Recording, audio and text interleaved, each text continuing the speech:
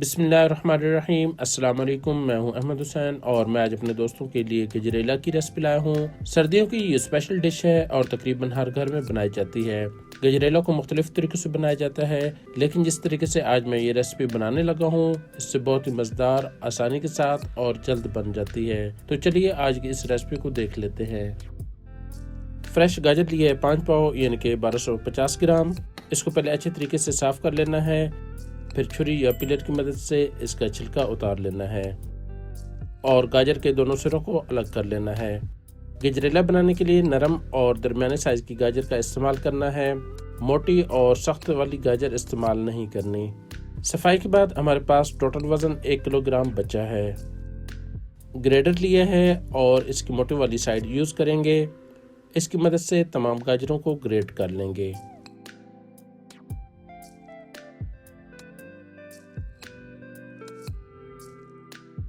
तमाम गाजरें ग्रेट कर ली हैं। नेक्स्ट स्टेप में हम इनको एक ख़ास तरीके से कुक करेंगे, जिससे हमारा काफ़ी टाइम बच जाएगा और आसानी भी रहेगी। फ्लेम मीडियम पर रहेगा। यहाँ पर हम प्रेशर कुकर का इस्तेमाल करेंगे। तो सबसे पहले कुकर में हम 1.5 खाने का चम्मच देसी घी का डालेंगे और इसको पिघलने देंगे। ये काम आप कढ़ाई में भी कर सकते हैं, लेकिन इसमें ज़्यादा टाइम लगेगा। इसमें हाफ लीटर दूध डालेंगे। साथ ही इसमें 5 से 6 अदद सब्ज़ इलायची कूट के डालेंगे। इससे बहुत ही मज़े का टेस्ट आता है और दूध को उबलने देंगे।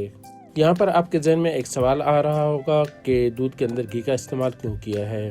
तो इसका जवाब ये है कि जब हम प्रेशर कुकर में दूध का इस्तेमाल करेंगे तो घी की वजह से दूध जलेगा नहीं, यानी कि पैंदे पर नहीं चिपकेगा।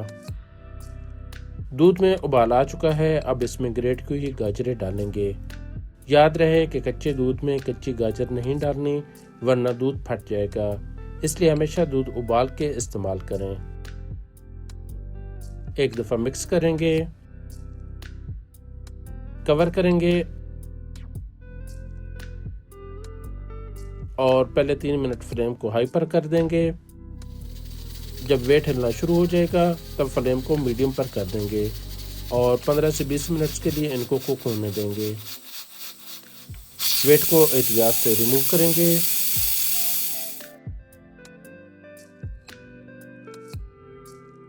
दूध भी अभी पड़ा है और गाजर भी अच्छी तरीके से गल चुकी हैं।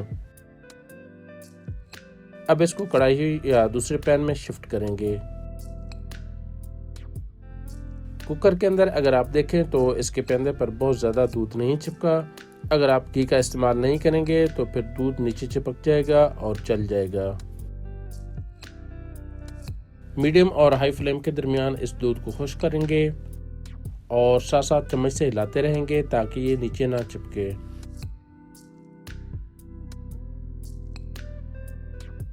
जब दूध काफ़ी हद तक खुश्क हो जाए तब फ्लेम को मीडियम और लो के दरमियान कर देंगे।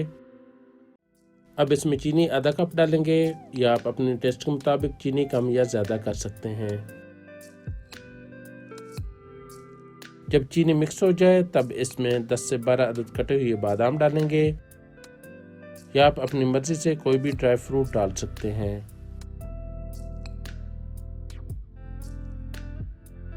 यहाँ पर अगर आप देखें तो काफ़ी हद तक दूध खुश्क हो चुका है। अब इसमें मज़ीद 1 से 2 खाने के चम्मच देसी घी के डालेंगे। इस स्टेज पर घी डालने से गजरेला का बहुत अच्छा जायका बनता है। इसको मज़ीद 2 से 3 मिनट्स के लिए भूनेंगे। इस तरह मज़ेदार गजरेला तैयार हो चुका है। अब इसको गर्मा गर्म सर्व करेंगे।